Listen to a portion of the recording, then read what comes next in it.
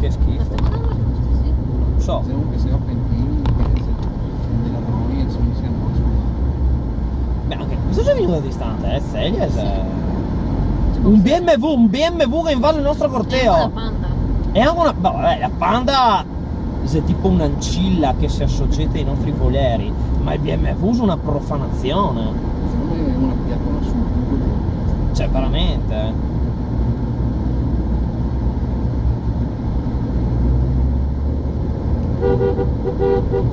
È bello camminare con gli pneumatici sulla merda.